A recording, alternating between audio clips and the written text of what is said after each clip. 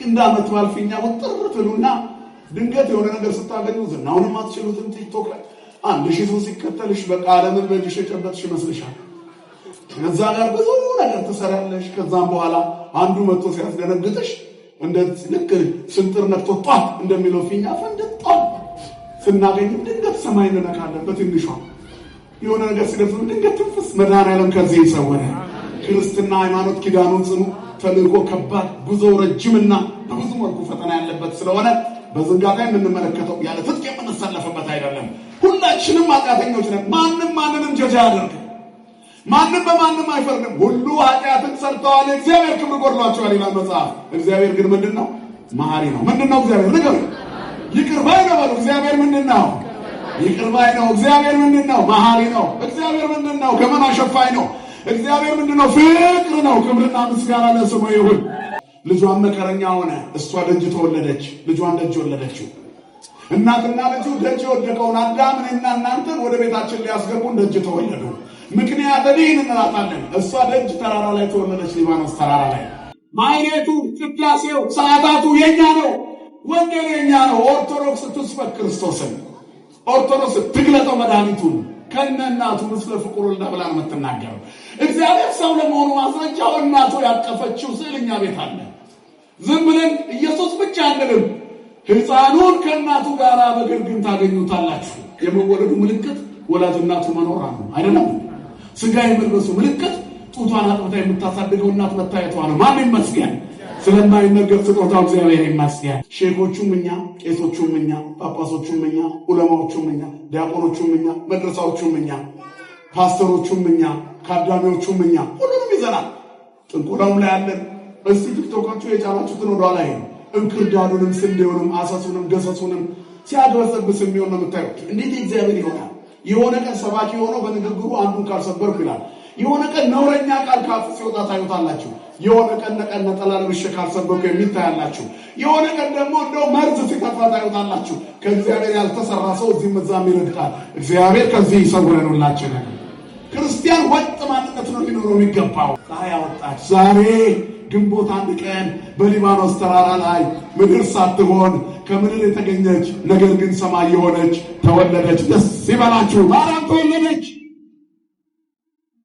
ሰማይና ምድር የማይወስኑትን የምትወስነዋ ዛሬ ተወለደች። ለቀዳማዊነቱ ጥንት ለዳህራዊነቱ ፍጻሜ የሌለው እግዚአብሔር ወልድ ከሦስቱ አካል አንዱ አካል ኢየሱስ ክርስቶስን የምትወልደው እመቤት ዛሬ ተወለደች። ደስ ይበላችሁ። ትልቁ ክብራችን ይሄ ነው። እግዚአብሔር ለዓለም ሁሉ መድኃኒት ሊሆን አስቀድሞ ከኛው መካከል ለኛ ልዩ ስጦታ ሰጠን። ለምድራውያን ለኛ ከምድር መሃል ሰማይ ያወጣለን። አንዲት ድንግል አሐቲ ልዩ የሆነች ለእናትና ለአባቷ በምድር ሁሉ መካከል መድኃኒትን ሊሰራ የመረጣት እርሷን ወደ እርሷ ዘንድ ተላከ። አንዲት ናት እመቤታችን። ረከቡ ወለተ ዘታሰሰ ሊጌጋዬ ኃጢአትን አበሳን የምታስወግድ የምታስደመስስ ለዓለም ሁሉ መዳን ምክንያት የሆነች ኪሩቤል እንኳን መንበሩን ተሸክመው ያልቻሉትን የምትችል እሳተ መለኮቱን በማይጸኗ የምትሸከመዋ ድንግል ወይ 7 የእሳት መጋረጃ በማይጸንሽ እንዴት ተወሰነ እንዴት ተዘጋጀ ይላል አባ ሕርያቆስ። እምገቦኪ በየማንኑ ወእምገቦኪ በጸጋሙ በጎንሽ በቀኝ ነው ወይስ በግራ? በዛ የጠባብ ማይጸን ውስጥ አባ ሕርያቆስ ሊመራመር ፈለገ። እግዚአብሔር ይወድሻል እህቴ። ዛሬ ስለመሸም አይነጋ አይምሰልሽ። ዛሬ ስለጨነቀ ነገ የሚያልፍ አይምሰልህ። ማያልፍ አይምሰልህ፣ ያልፋል። እግዚአብሔር ማዕበል ማሳለፍ ይችላል አይችልም? ይችላል። ከመርከቧ ላይ አትውረዱ። በራሳችሁ አትወስኑ።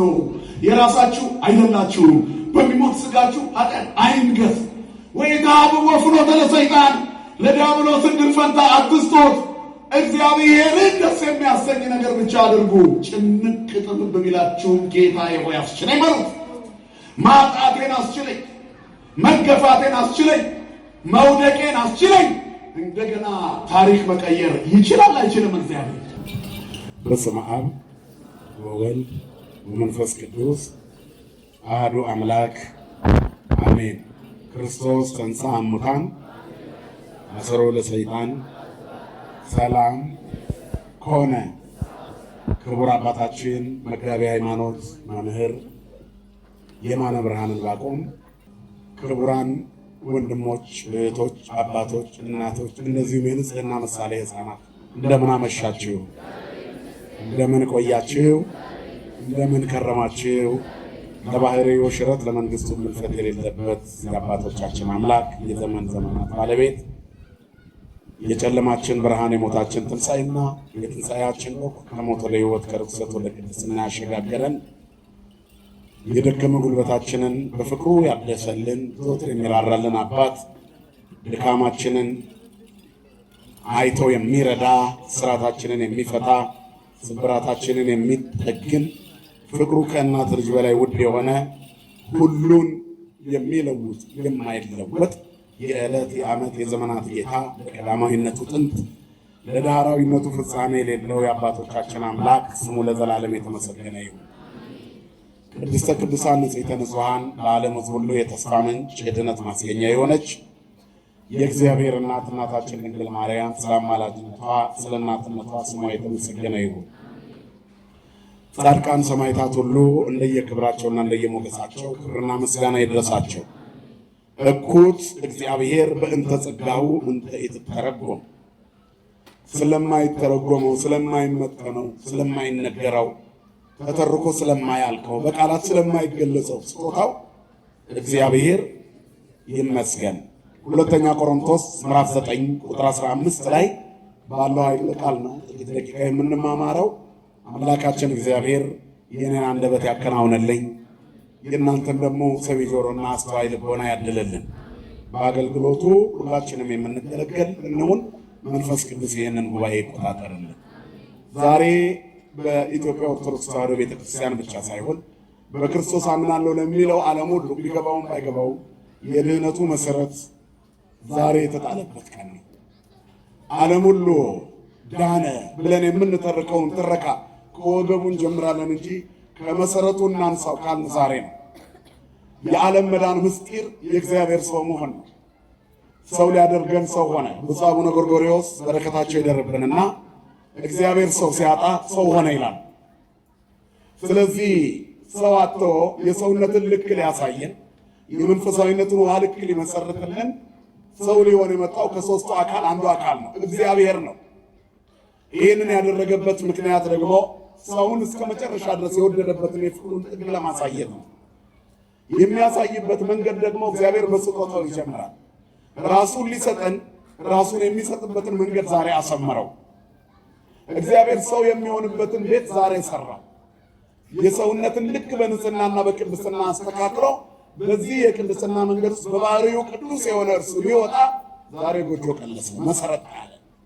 ስለዚህ ምድር በደስታ በምትኖርበት በዚህ ወቅት ወምድር ትገብር ፋሲካ ታጽባ በደመ ክርስቶስ በክርስቶስ ደም ታጥባለችና ምድር ፋሲካን ታርክ ተብሎ በሚታወጅበት አሳዳጃችን የተሳደደበት አሳሪያችን የታሰረበት ቀጪያችን የተቀጣበት አስሮ ለሰይጣን አጋዞ ለአዳም ሰይጣንን አሰረው ታሳሪውን ደግሞ ነፃ አወጣው ብለን በምናውጅበት በዚህ ወቅት የመፈታታችን ምስጢር ነፃ የመውጣታችን ምስጢር ሰው የመሆናችን በአዲስ ተፈጥሮ የመቆማችን ምስጢር የሚገለጥባት የምስጢር ሰሌዳን እንድናከብር ግንቦት እንድንሰራለን። ክብርና ምስጋና ለስሙ የሆነ አባቶቻችን አምላክ።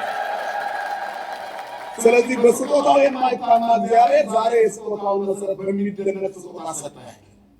እግዚአብሔር ሰጠን ብለን የምናስበው የስጦታዎች ሁሉ ትልቁ ስጦታ ይሄ ነው።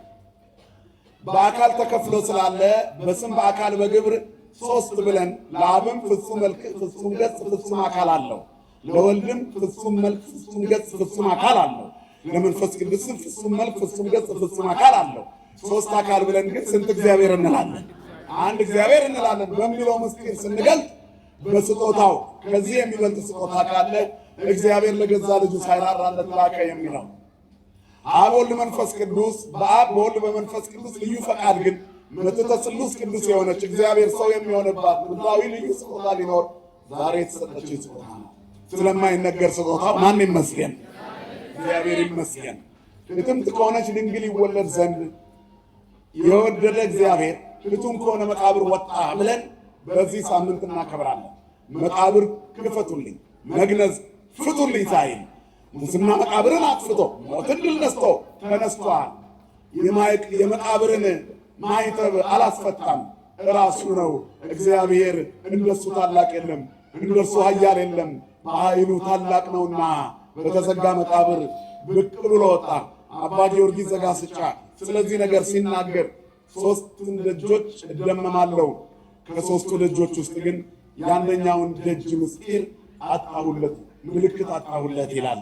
የመጀመሪያው የድንግልና ደጅ ይላል። የጥንት በድንግልና አልባቲ ሙስና የምንላት ድንግል ማርያም በድንግልና የታተመች ሁለንተናዋ ውብ የሆነ ነውር የሌለባት ድንግል አንተን መውለዷ ይደንቀኛል ይላል። ከዚህ ካንቺ በመወለዱ ይደንቀኛል ይላል። ሁለተኛው የሚደንቀኝ ነገር ቢኖር ከተዘጋ መቃብር ውስጥ መውጣቱ ነው። ሶስተኛ ደግሞ በተዘጋ ደጅ ውስጥ ገብቶ ሰላም ለእናንተ ይሁን ያለበት ነው። እነዚህ ሁለቱ የትንሣኤ ምስጢር በዚህ ሳምንት ሲደነቁ ያቺ የድንግልና ደጅ ደግሞ የተፈጠረችበት ቀን በትንሣኤ እንዲውል አደረገ። ምክንያቱም የመቃብሩን ደጅ ያልከፈተበት መነሻ ምሳሌ ምንድን ነው ቢባል የእናቱን የድንግልና ደጅ ሳይጥስ በድንግልና ተጸንሶ ተወልዷልና ነው። በከመ ኢያርኀወ ማኅተመ መቃብሪሁ ማኅተመ ድንግልናሃ ለወላዲቱ በልደቱ ከማሁ ኢያርኀወ ማኅተመ መቃብሪሁ በትንሣኤሁ ይላል። አዎ የእመቤታችን የቅድስት ድንግል ማርያምን ድንግልናዋን ሳይጥስ የድንግልናዋን ደጅ ሳይከፍት እንደወጣ ሁሉ መቃብሩን ሳይከፍት ተነስቷልና ያቺ ድንግል የተወለደችበት ጊዜ በዘመነ ትፍሥሕት በዘመነ ትንሣኤ እንድናከብር ግንቦት አንድን በትንሣኤ ወር አደረገልን። ማን ይመስገን?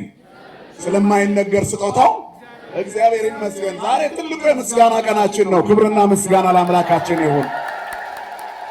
የሰው ልጆች በምስጋና ሲሞሉ ያደንቃሉ፣ እጹብ እጹብ ይላሉ። ስለዚህ አባ ጊዮርጊስ የሶስቱን ደጆች ምስጢር በጣም አደንቃለሁ፣ ሶስቱን ደጅ ያልከፈተ እግዚአብሔርን እጹብ እጹብ እለዋለሁ፣ ስለማይነገር ስጦታው አመሰግነዋለሁ።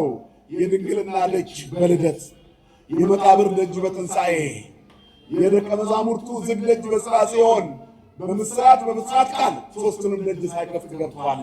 ስለ ሁለቱ መልስ አገኛለሁ።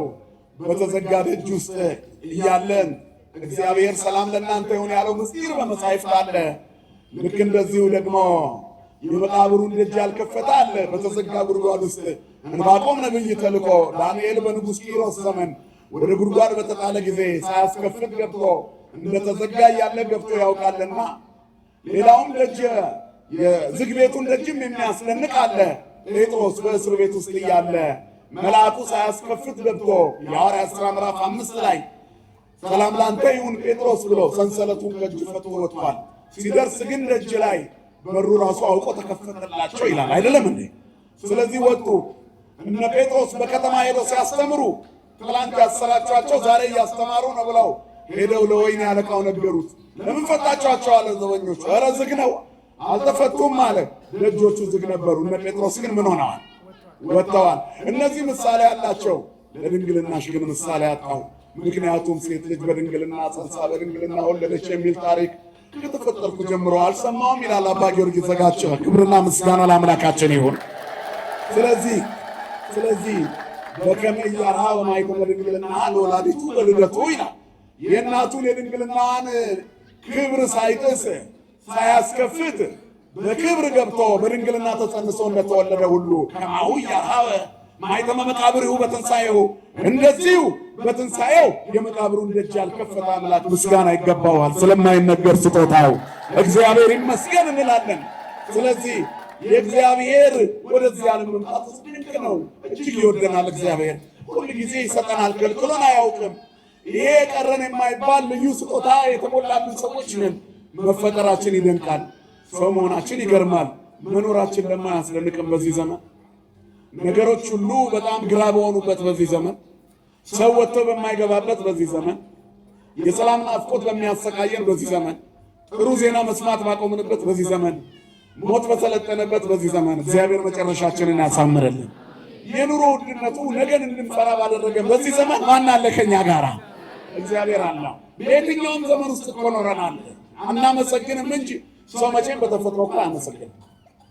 እዚህ መካከል ውስጥ ባለ በእኔና በእናንተ ዕድሜ ጤፍ 1000 ብር ደርሶ በልተናል። ልክ አይደለሁም? በልተናል። ምናልባት በየአይነት 2 ብርም 3 ብርም የበላ ሰው ይኖራል እዚህ ውስጥ፣ 1 ብርም የበላ ነው። ዛሬ ደግሞ በ100 ቤት በ1000 ቤት እየበላ አለ። ያንም እየበላና አሁንም እየበላ ነው። አሁን እርግጠኛ ነኝ እንደው ጤፍ ኩንታል 50 ብር ቢገባ ረከሰ እግዚአብሔር ታረቀን አንልም። የምስጋና ቃል የለንም እኮ ይመስገን አንልም። ጥንቡን ጣለ ነው የምንለው። ልክ አይደለሁም? ቢወደድ ደግሞ እሳት ሆነ እንዴት ነው የሚኖረው? ነው ስናጣ ማማረን፣ ስናገኝ ማራከስ ጠባያችን ሆነ እንጂ መኖራችን የሚደነቅ ተአምር ነው። ስለዚህ ዓለም የኑሮ ውድነት ታሻቅባለች። ነዳጅ ተዘጋ። የኛ አይንና የእናንተ ተስፋ የሆርሙዝ ሰርጥ እኮ አይደለም። ዛሬ የተከፈለልን ዋጋ፣ ዛሬ የተሰጠን ስጦታ፣ ሰሞኑን አሰሩ ለሰይጣን ያልንበት አዋጅ በሆርሙዝ ሰርጥ አይለካም። ይለካል? አይለካም። ክብርና ምስጋና ለአምላካችን ለእግዚአብሔር ይሁን። ምድር ላይ ስላለን የዜና አጀንዳችን ነው፣ የንግግር ማጣፈጫችን ነው ሆርሙዝ ሰርጥ እንጂ የኛ የኑሯችን ማጣፈጫ ዛሬ ተገኝታለች። እሷም ቅድስተ ቅዱሳን ንጽሕተ ንጹሐን ድንግል ማርያም ናት። ከእሷ ተወልዶ ዓለምን ሊያድን እግዚአብሔር ምንኛ እኛን እንደወደደ የገለጠበት በበረት ውስጥ ተኝቶ በግርግም ባዩት ጊዜ ምንድን ነው ያሉት መላእክቱ? በሶበ ርእዩ እንዘ ይለብስ ሥጋ ዚአነ ዘነሣ እምኔኪ። ከአንቺ የነሳውን የእኛን ሥጋ ለብሶ መላእክቱ በዚያ በግርግም ተኝቶ ባዩ ጊዜ ሰገዱ እንዘ ይብሉ ለጓለ እመሕያው ሰምሮ ሰገዱ፣ እንዲህም አሉ የሰውን ልጅ ወደደው፣ ምንኛ ወደደው! እንዴት ቢወደው እግዚአብሔር ሕፃን ልጅ ሆኖ ተወለደ።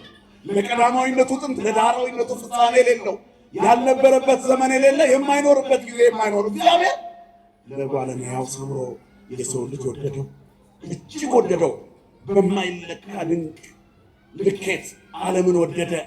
እንደዚህ ወደደው ሰውን ሥጋ ለብሶ ሰው ሆኖ በግርግም አዚ ዓለም በጥራሁ ሁሉ ውስጥ እዴሁ ይሰውር ግደ ወይነብር ጠፈረ መሰረተ ዓለም ይላል።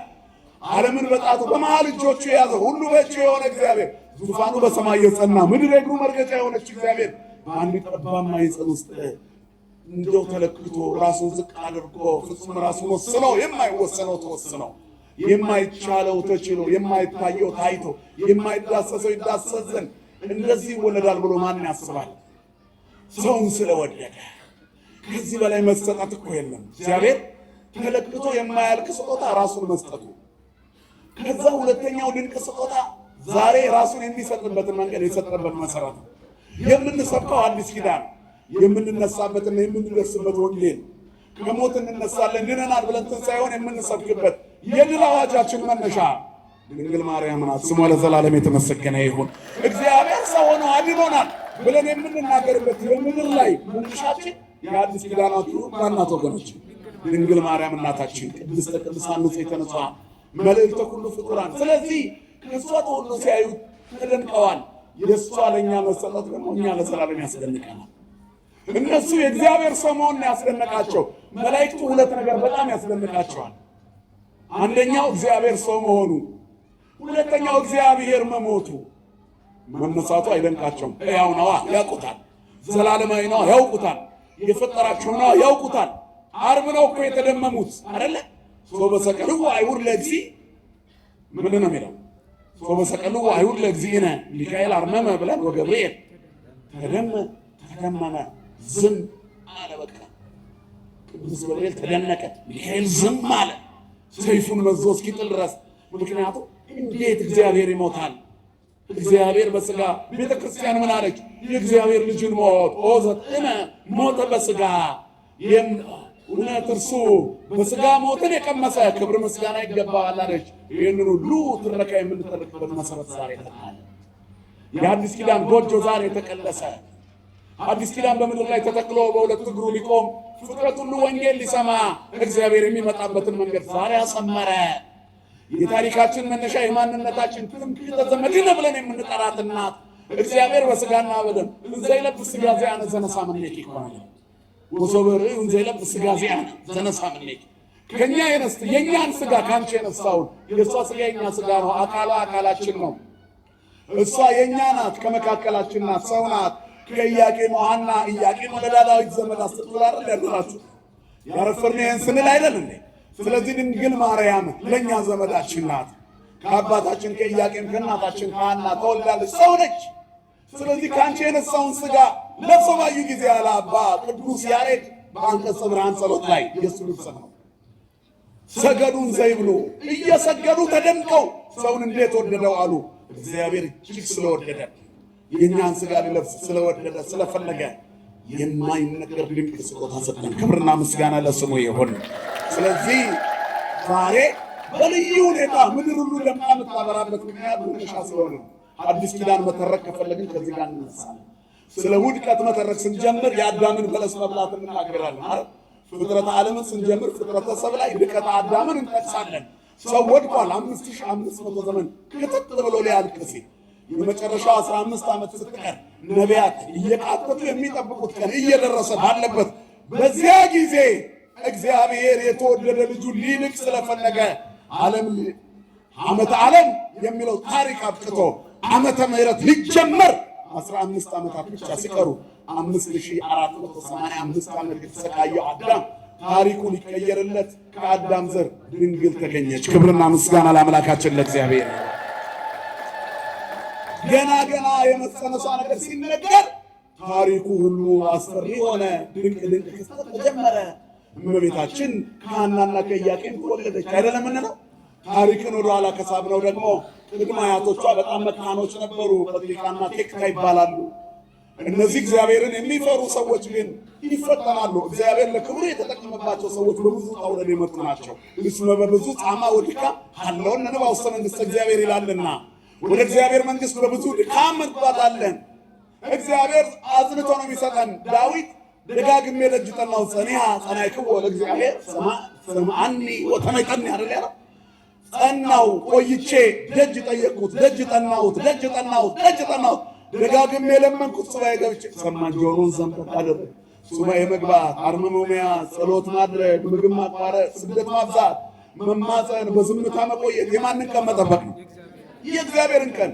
ብዙ ጊዜ እኛ ይህን የምናደርገው በስጋ ስለጎደለብን ነው። የእግዚአብሔርን መንግሥት ለመውረስ የአዲስ ኪዳን ምስጢር እንዲገለጥልን እግዚአብሔር በልጁ እኛን የታረቀበት መንገድ በኦርቶዶክሳዊ ሚል በልዩ መገለጥ እንዲገባን መጻሕፍትን እናስተውል ዘንድ መቼ ሱባኤ ገብተን እናውቃለን?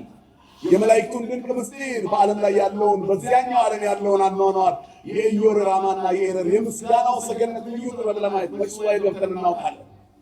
ክብሩን ለማየት መቼ ሱባኤ ገብተን እናውቃለን? የቅዳሴው ምስጢር ቅዱስ ያሬድ ከሰማይ ሰማያት ወርዶ ከድንግል ማርያም ተወልዶ ያዳነንን አምላክ መላእክቱ እንዴት እንደሚያመሰግኑት አይቶ ያመጣውን ዜማ እኛስ እንደቱን ጨረፍ አድርጋ አሳየን ብለን መቼ ጠይቀን እናውቃለን?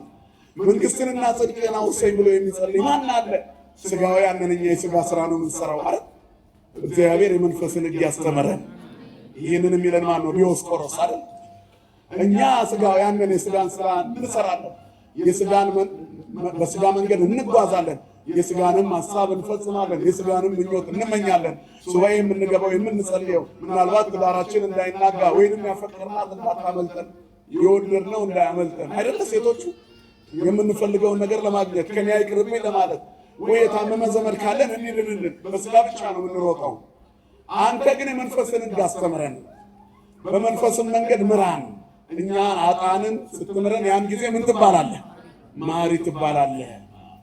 ወለጻድቃንሰ እምግባሮሙ ትምህሮሙ ወትየስዮሙ በከመ ጽድቆሙ ጻድቃንን እንደ ሥራቸው ትምራቸዋለህ። እነሱ ዕድሜ ልካቸውን በሱባኤ ይኖሩ፣ መንገዳቸውን ያቀኑ፣ የእግዚአብሔር ድንቅ ስጦታ የገባቸው፣ ውዳሴ ማርያም ያልተለያቸው፣ ጸሎት ያላስታጎሉ፣ ቀንና ሌሊት ቋንቋቸው ምስጋና የሆነ አኮቴቶሙ ረፍቶሙ አኮቴቶሙ ከተባሉ ከሰማያን መላእክት ጋር ራሳቸውን የደመሩ በሰማዩ በምድር ሆነው የሰማይ ዜግነታቸውን ያስተካከሉ ስለሆኑ በረከታቸው የደረብን አባቶቻችን።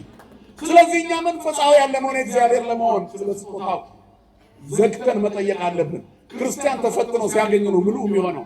እግዚአብሔር ለክብሩ የተጠቀመባቸው ሰዎች ብዙዎቹ በብዙ ልፋት የተገኙ ናቸው።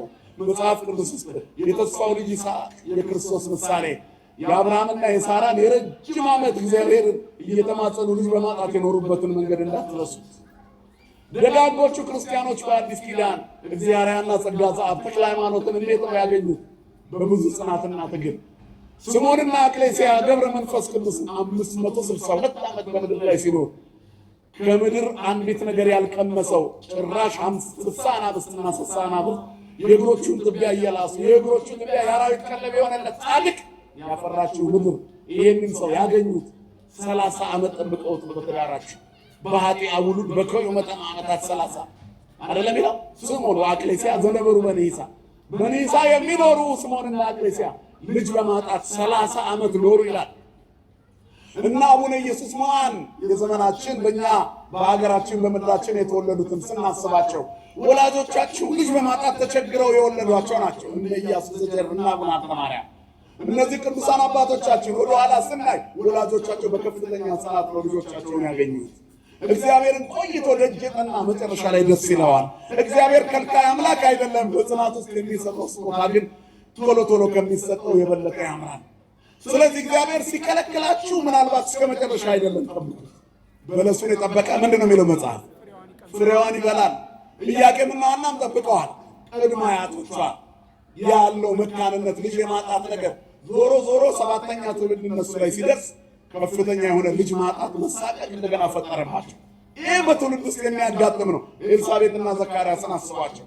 እምትውልደ አንስት አልቦ ዘየአብዮ ተብሎ የተነገረለት ከሴቶች መካከል የሚተካከለው የሌለ የተባለ መጥምቀ መለኮት ዮሐንስን ካህን፣ ነቢይ፣ መጥምቅ፣ ሐዋርያ ወሰማዕት እነዚህን ሁሉ የያዘ ሁሉን አጠቃሎ የያዘ ከሴቶች ከተወለዱት አንተን የሚያህል የለም። አንዱ ጻድቅ ቢወለድ ወይ ሰማዕት ይሆናል፣ ወይ ጻድቅ ብቻ ይሆናል፣ ወይ ሐዋርያ ይሆናል፣ ወይ ነቢይ ብቻ ይሆናል።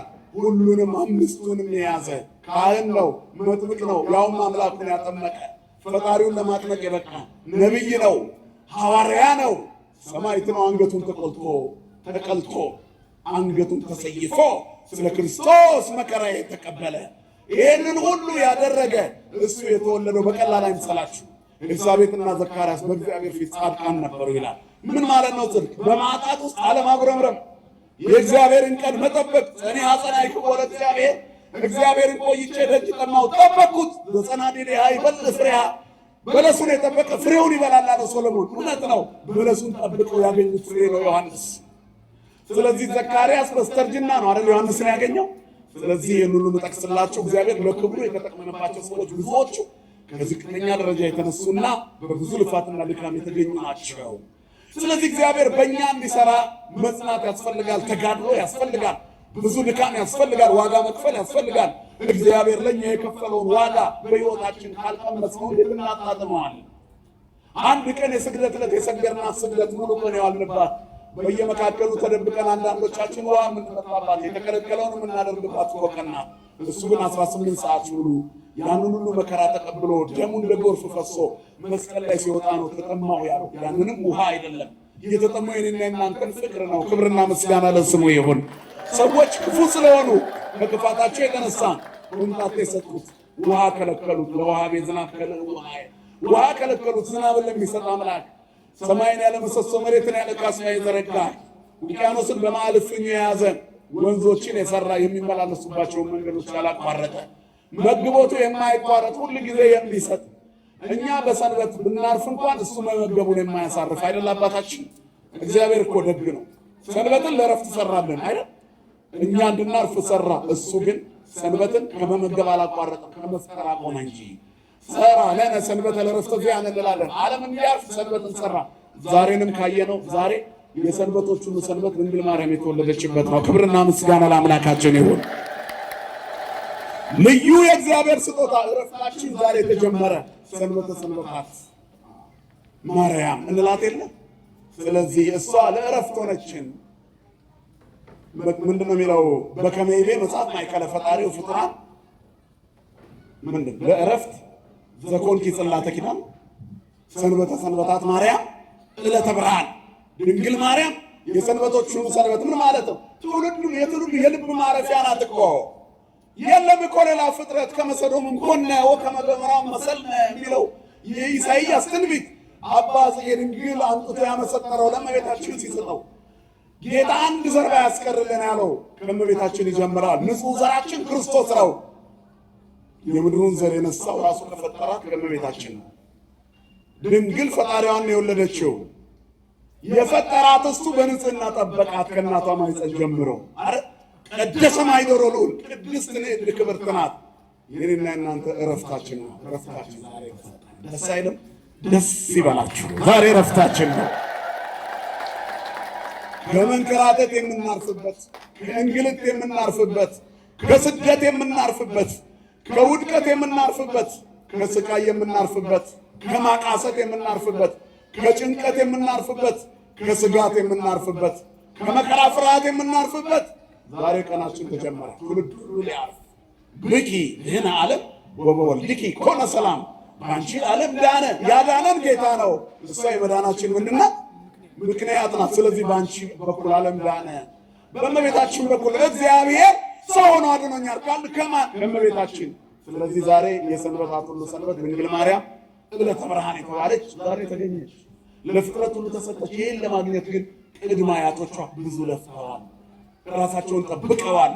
ትውልድ ንጹሕ ሆኖ እንዲቀጥል ክርስቲያኖች የማያጉረመርሙ መሆን አለባቸው። ጎደለብን ብለው የማያጉረመርሙ፣ ተወደደብን ኑሮ ብለው የማይፈሩ፣ የከፈተውን ጉሮሮ ሳይዘጋ የሚያድረውን አምላክ የሚተማመኑ፣ የእግዚአብሔርን ቀን የሚናፍቁ፣ ይነጋል ብለው የሚተማመኑ፣ እኔም በመተማመን የሚጠባበቁ ይላል። አያፍሩ። እግዚአብሔርን ጠብቁት፣ ጠብቁት። ይመጣል እግዚአብሔር። ጠብቁት። ያነጋል ጨለማውን። ጠብቁት። መቃብር ይከፍታል፣ መግነዝ ይፈታል አይደል? አልዓዛር ታሟል የምትወደው ና ባሉት ጊዜ የእግዚአብሔር ተአምር ይገለጥበታል። አይሞትም አላቸው። ይድናል ብለው ጠበቁ። በር እያዩ ውስጥ ያለው አልዓዛር ነፍሱ ከሥጋው ተለየች። በቃ ጌታ አልመጣም ብለው ተስፋ ቆርጠው ቀበሩት። ታሪክ አከተመ። በአራተኛው ቀን መጣ የመጨረሻው ለቅሶ ደራሽ። ነገር ግን የሚቀድመው የሌለ እንባን አባሽ። ሁሉም ነፍስ ይማር ብለው ሄዱ። እሱ ግን ነፍስን ከሥጋ አዋህዶ መልሶ ሊሰጥ ታሪክን እንደ አዲስ ሊቀይር እግዚአብሔር እናንተ ቤት ይመጣል። ክብርና ምስጋና ለስሙ ይሁን።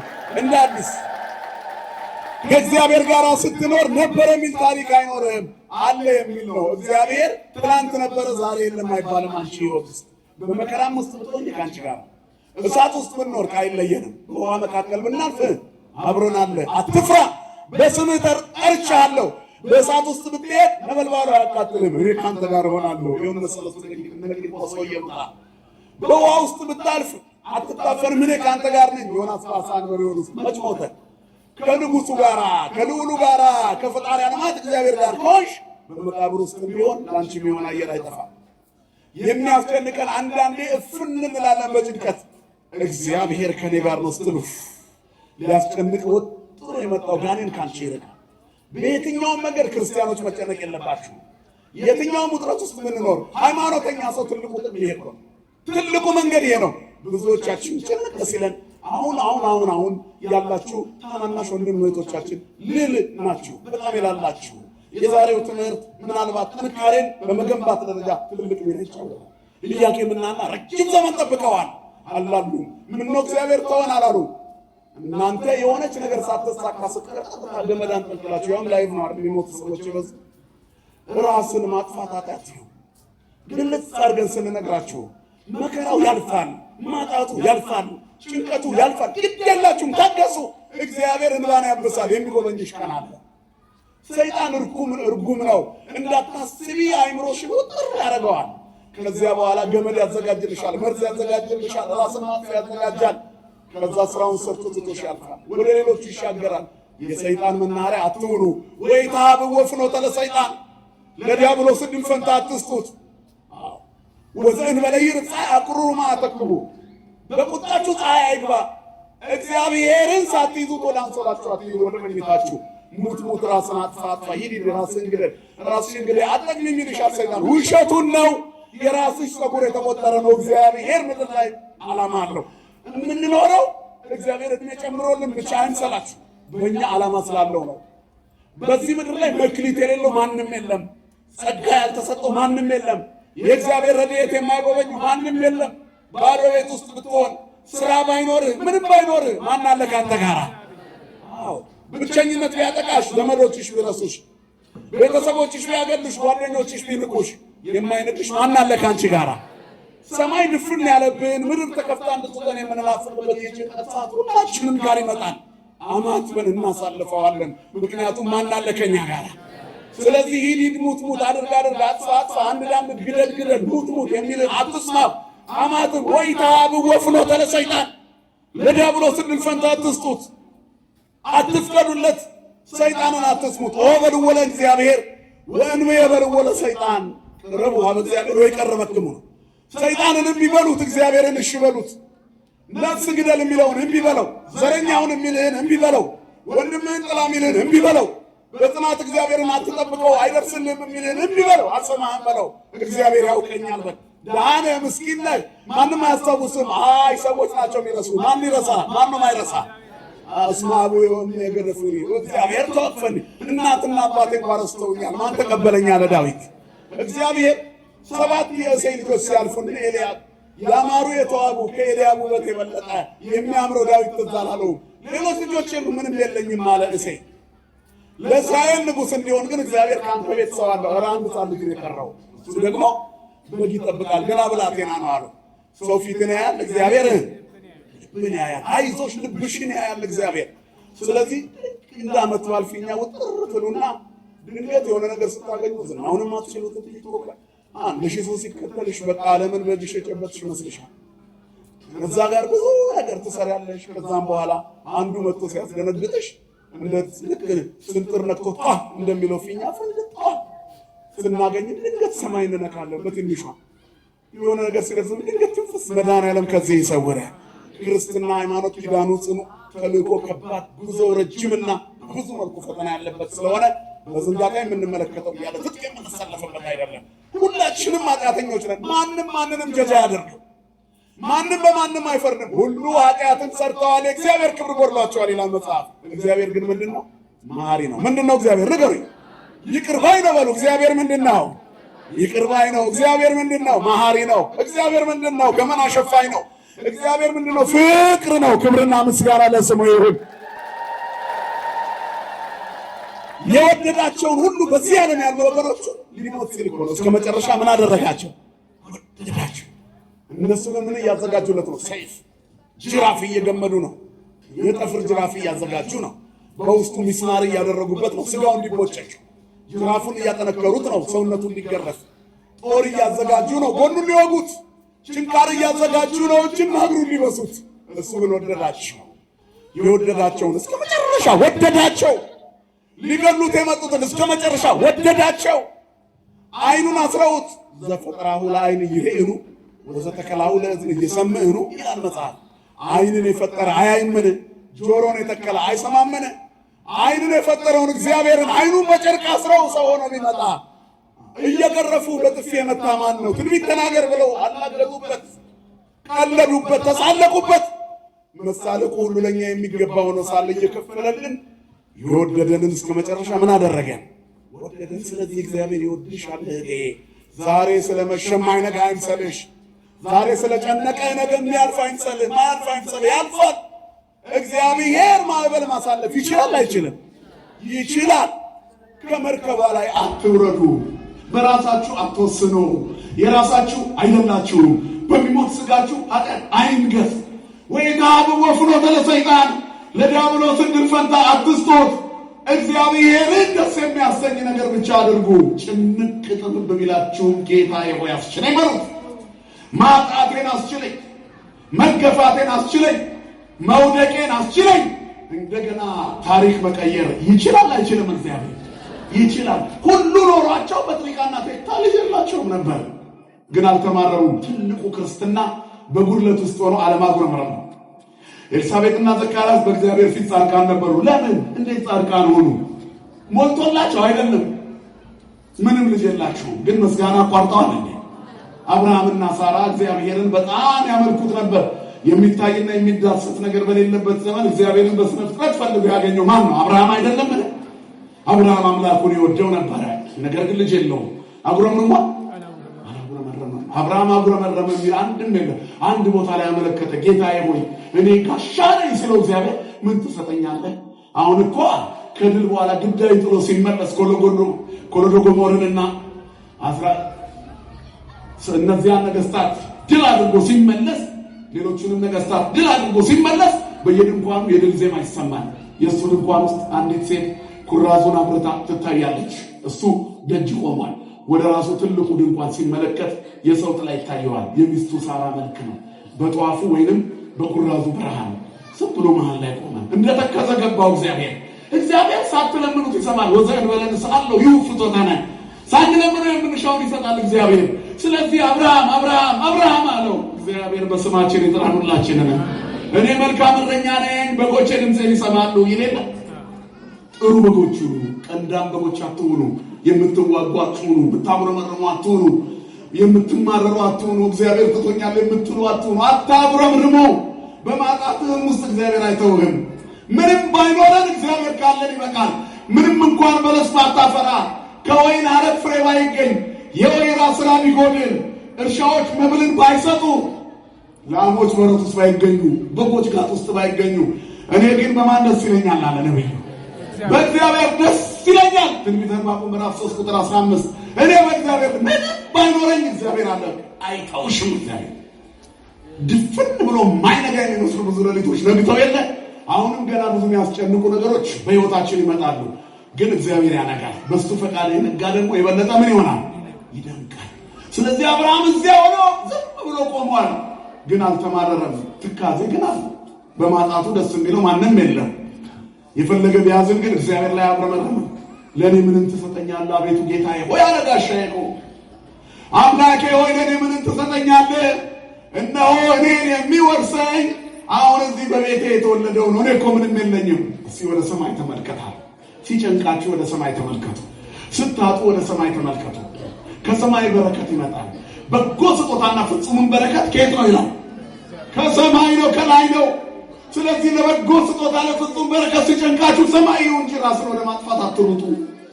እናንተ የራሳችሁ አይደላችሁም። በሚሞት ስጋችሁ ኃጢአት አይንገስ። ማንሽና ነው አንቺ ለራስሽ መርዝ የምታዘጋጁ? ያልሰራሽውን እንድታፈርሽ ማን ፈቀደልሽ? ያልሰራውን እንድታፈርስ ማን ፈቀደልህ? ራስህን የሰራው አንተ ነህ አይደለም? የሌላ አታፍርስ። የእግዚአብሔር እኮ ነው። የእግዚአብሔር መቅደስ ማንም ሰው ቢያፈርስ እግዚአብሔር እሱን ያፈርሰዋል ይላል ሁለተኛ ቆሮንቶስ ምዕራፍ 6 ቁጥር 18። እናንተ የእግዚአብሔር ቤተ መቅደሶች ናችሁ። ጨለማ ከብርሃን ጋር ህብረት የለውም። ክርስቶስን ከቤልወር ጋር ማን ያወዳድረዋል? የእግዚአብሔር ቤተ መቅደስ ቅዱስ ነው፣ ያውም እናንተ ናችሁ። ማንም የእግዚአብሔርን ቤተ መቅደስ ቢያፈርስ እግዚአብሔር እሱ ምን ያደርገዋል? ያፈርሰዋል። ማንም ሰው ራሱን ቢያጠፋ ወደ እግዚአብሔር አይሄድም። ስላሸበሸብን፣ ስለዘመርን፣ ስለቆረብንም ቢሆን ይህንን ካደረግን እግዚአብሔር ይቆጣል። ከዚህ ክፋት መድኃኔዓለም ይጠብቀን፣ ኃጢአትን ከኛ ላይ ያርቅልን። ስለዚህ እግዚአብሔርን መጠበቅ ነው። ጠብቁት፣ እግዚአብሔር ይሰጣል። ስለዚህ አብርሃምን ወደ ሰማይ ሲያይ ሰማይ በከዋክብት ሞልቷል። ቁጠራቸው አለ አልችላቸውም። ወደ ምድር አሸዋ ተመልከት፣ ቁጠራቸው አልቆጥራቸው። ዘርህ እንዲህ ይበዛል። ቸር ያሰማን መድኃኔዓለም። ክብርና ምስጋና ለስሙ ይሁን። ያላጉረመረመ ይሸለማል ነው። የመጨረሻ ስጦታ በጽናት መጠበቅ ነው። ስለዚህ ድል የሚነሳው ይህን ፈተና የሚያሸንፍ በሁለተኛው ሞት አይጎዳም አለ። እንዳንጎዳ እግዚአብሔር ይጠብቅ። በመጨረሻ ጴጥርቃና ቴክታ ያለማጉረምረም ስለኖሩ ህልማዩ ነው መጽሐፍ ስለተተረከላችሁ ይህን ብዙ አልሄደም። እንቦሳው አንበሳ እየወለደች ስድስተኛዋ አንበሳ ናት። ሰባተኛ ጨረቃን ወለደች። ጨረቃዋ ደግሞ ምን ወለደች? ፀሐይን ወለደች።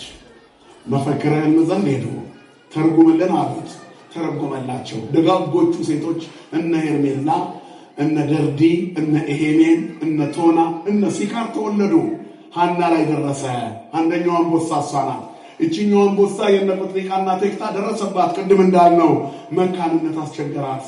ኢያቄም የተባለ ደግ ሰው አግብታ ነበር። የሀብት ችግር አልነበረባቸውም። ነገር ግን በምድር ላይ የሚያኖራቸውን ነገር እንኳን ቢኖራቸው ዘራቸውን የሚተካ ልጅ ፈለጉ። እግዚአብሔር ሲሰጥም ትክክል፣ ሲከለክልም ትክክል ነው። የሞታችን ቀን ዛሬ ከሆነ እንኳን እግዚአብሔር ተሳስቷል። ነገር ተሳስቷል። ለወጡ ስብሐት ክብር ለስሙ ይሁን። የአባቶቻችን አምላክ እሱ አይሳሳትም። እግዚአብሔር ሁሉ ጊዜ ትክክል ነው። በእኛ ህይወት የሚያደርገው ነገር ሁሉ ለበጎ ነው። በእግዚአብሔር ለተወደዱ እንደ ሐሳቡም ለሚኖሩ ነገር ሁሉ ለበጎ እንዲደረግ እናምናለን፣ እናውቃለን። ስለዚህ እግዚአብሔር በእኛ ቤት ልክ ነው። በአንቺ ህይወት እግዚአብሔር ልክ ነው።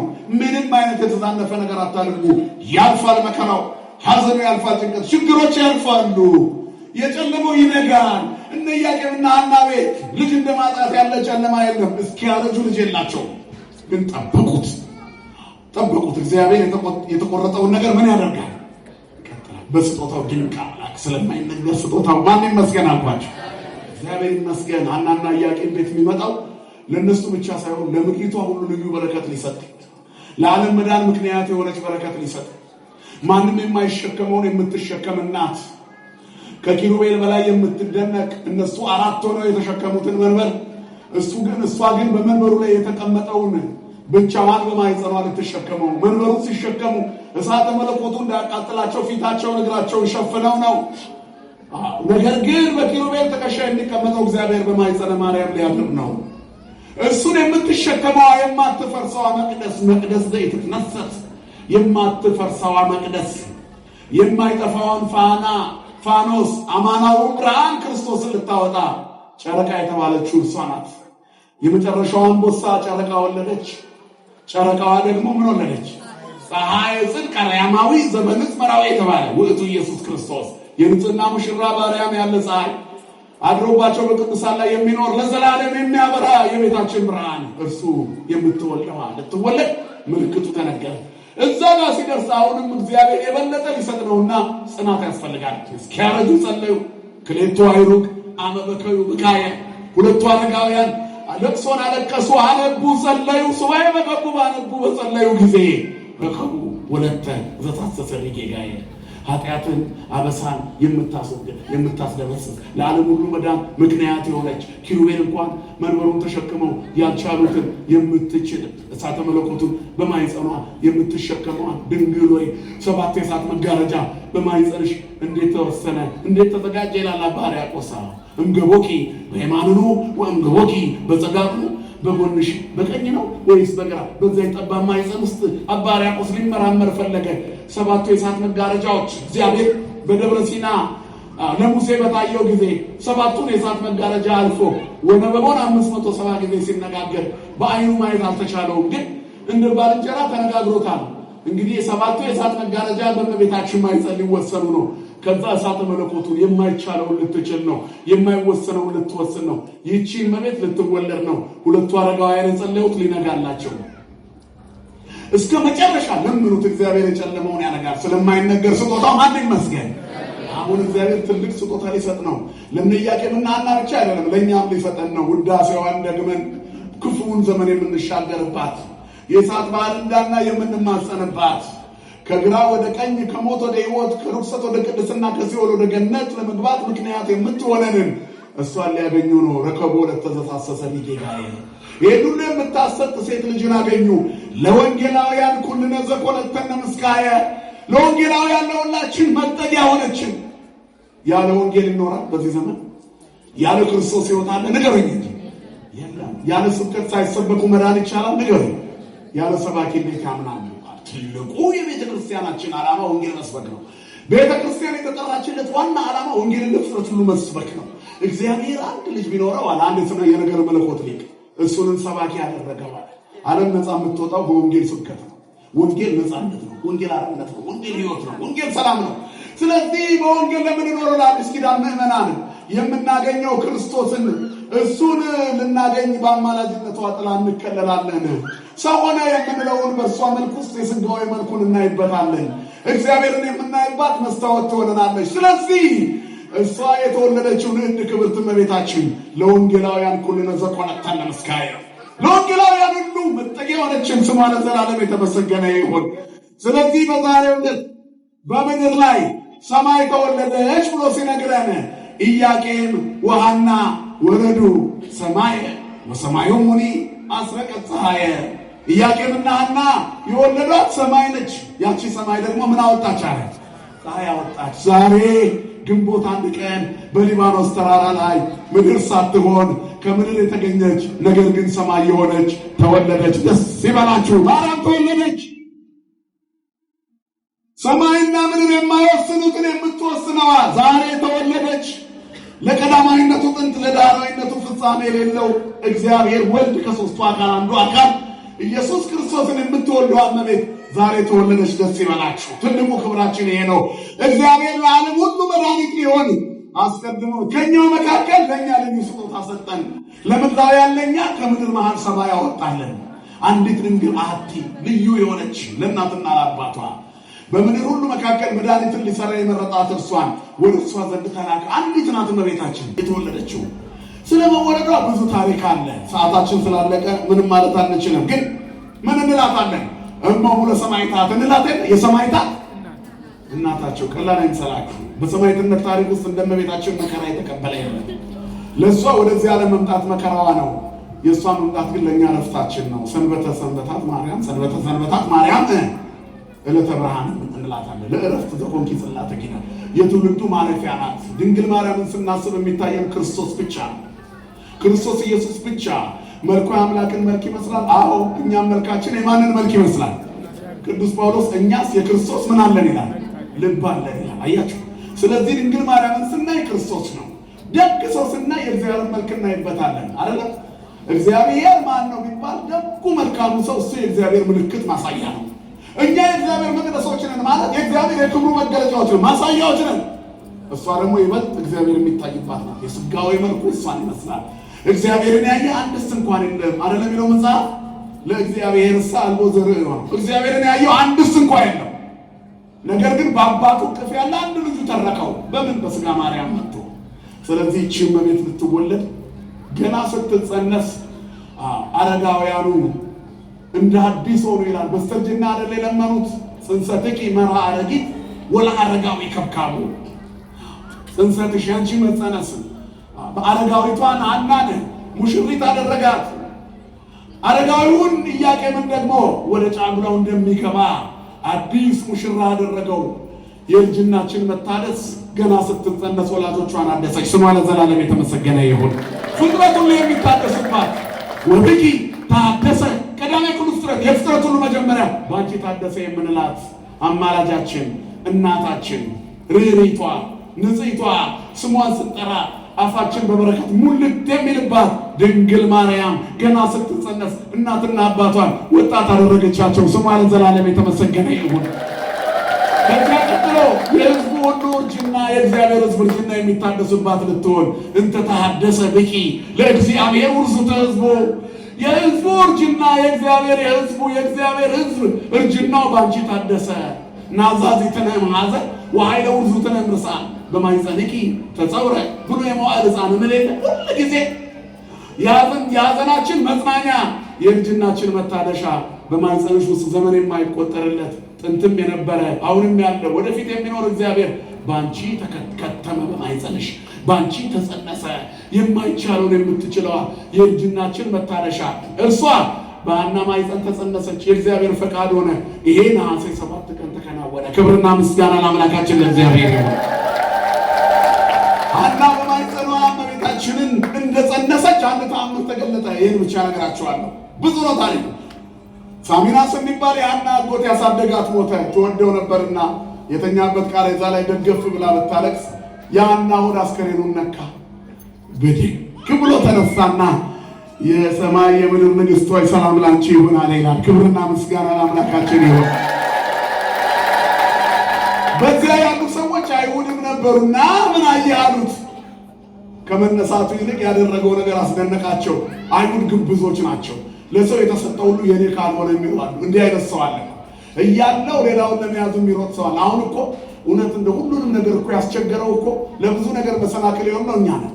ሼኮቹም እኛ፣ ቄሶቹም እኛ፣ ጳጳሶቹም እኛ፣ ዑለማዎቹም እኛ፣ ዲያቆኖቹም እኛ፣ መድረሳዎቹም እኛ፣ ፓስተሮቹም እኛ፣ ካዳሚዎቹም እኛ፣ ሁሉንም ይዘናል። ጥንቆላውም ላይ ያለን። እስቲ ቲክቶካችሁ የጫናችሁትን ወደኋላ ይሄ እንክርዳዱንም ስንዴውንም አሰሱንም ገሰሱንም ሲያግበሰብስ የሚሆን ነው የምታዩት። እንዴት እግዚአብሔር ይሆናል? የሆነ ቀን ሰባኪ የሆነው በንግግሩ አንዱን ካልሰበርኩ ይላል። የሆነ ቀን ነውረኛ ቃል ካፉ ሲወጣ ታዩታላችሁ። የሆነ ቀን ነጠላ ለብሼ ካልሰበርኩ የሚታያላችሁ። የሆነ ቀን ደግሞ እንደው መርዝ ሲተፋ ታዩታላችሁ። ከእግዚአብሔር ያልተሰራ ሰው እዚህ መዛም ይረግጣል። እግዚአብሔር ከዚህ ይሰውረን ሁላችንን። ክርስቲያን ወጥ ማንነት ነው ሊኖረው የሚገባው። መንፈሳዊነት በአካል በተግባር እንዲገለጥ ነው። ማንም በእኛ መሞት ሁሉ በልኩ የሚመላለስ ሁሉ በጸጋው የሚመላለስ ዓለም ባልቆሸሸች ነበር። ነገር ግን ሁሉ ያምረናል። የኛ ችግር ነው። አይሁዳውያንም እንደዚህ ናቸው። ነብይ ሲያዩ ነብይ ካልሆንኩ ይላሉ። ትልቅ አዲስ ነገር ካዩ ያንን አዲስ ነገር ነቢያትን እየዞሩ የሚገድሉት ለምን ይመስላችኋል? ሲበልጧቸው እየተመሳጩ እኮ ነው። እግዚአብሔር እንዴት እነሱን ያናግራል? እኔ እያለሁ የሚሉ ሰዎች አሉ። በአንድ ወቅት ይሄ እኮ የሙሴ የት ማርያምና አሮን ላይ ደርሶባቸው ነበር አይደል? ይሄ ቅናት አብሮ የመጣ እኮ ነው። ወንድማቸው ሙሴ እግዚአብሔር ስላናገረው ሙሴ ማን ነው አሉ። ማን ነው ሙሴ? እግዚአብሔርን ከኛ ጋር የሚያመልክ አይደል? ከሙሴ ጋር እንዲነጋገር ከኛ ጋር ይነጋገር የለ ማን ስለሆነ ነው ሙሴ? ከሱም ይሻላለን አሉ። 570 ጊዜ ወነበቦን ከእግዚአብሔር ጋር የሚነጋገር መጽሐፍ ሰው ከባልንጀራው ጋር እንደሚነጋገር ሁሉ እግዚአብሔር ከሙሴ ጋር ይነጋገር ነበር ይላል። ክብርና ምስጋና ለአምላካችን ነው። እንዴት አይነት ጸጋ!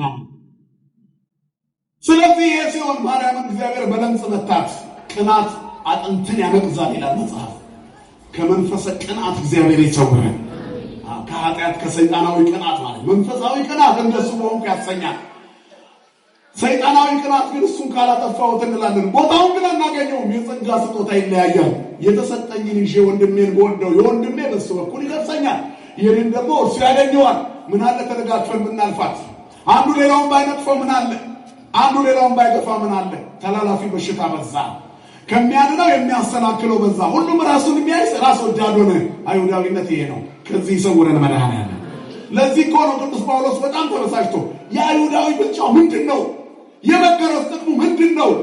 ግዝረትንና አይሁዳዊነትን ብቻ ይዛችሁ፣ ዘረኝነትና ስርዓት ብቻ ይዛችሁ ዋናውን መዳን ረሳችሁት አለ። ትልቁ መገረዝ አለመገረዝ አይጠቅምም። በክርስቶስ የማመን በኢየሱስ ክርስቶስ የመኖር በጥምቀት ልጅነት የመታደስ በአዲሱ ተፈጥሮ የመቆም አሮጌ ሰውነት የማውለቅ የቤተ መቅደሱን ጉልላት እያዩ ማድነቅ ከቤተ መቅደሱ የሚፈሰውን የሕይወት ቃል እየሰሙ ማደግ ይሄ ነው የሚያስፈልገው። የአይሁዳዊ ብልጫው ምንድን ነው? አያቴ በጣም ሊቅ ነበሩ፣ አባቴ እንደዚህ ነበሩ፣ ቅድመ አያቴ የዛሬ ንስሐ አባት ነበሩ እያልክ ብትቆጥር ይኸውም በቆጠራ መንግሥተ ሰማያት አይገባም። ክርስትና በዘር የሚሰጥ ርስት ጉልት አይደለም። ክርስትና የሚጣፍጠው ሲናገሩ ሳይሆን ሲኖሩት ነው። ስለዚህ በውርስ የምናገኘው የለም። አባቴ እንዴት ያሉ ሊቅ ነበሩ፣ በቃ ነበሩ፣ አልፈዋል።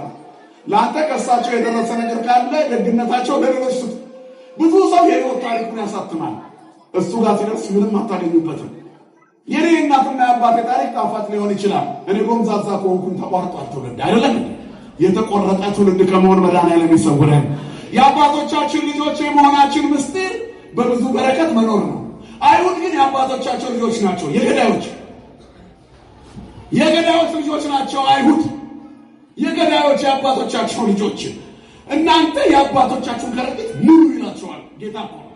አባቶቻችሁ ነቢያትን ገድለው ነበር። የነቢያቱን ንጉሥ መድኃኒቱን እናንተ ደግሞ ልትገድሉት ነው። የአባቶቻችሁን ከረጢት ሙሉ። እናንተ የመርገም ልጆች ናቸው ሲላቸው፣ እኛ ግን የበረከት ልጆች ነን። እኛ የተክልዬ ልጆች ነን አይደለንም እንዴ? እኛ የቅዱስ ጊዮርጊስ ልጆች ነን አይደለንም ወይ? ነን በሉ። እኛ የተክለ ሃይማኖት ልጆች ነን። እኛ የገብረ መንፈስ ቅዱስ ልጆች ነን። እኛ የቅዱስ ያሬድ ልጆች ነን።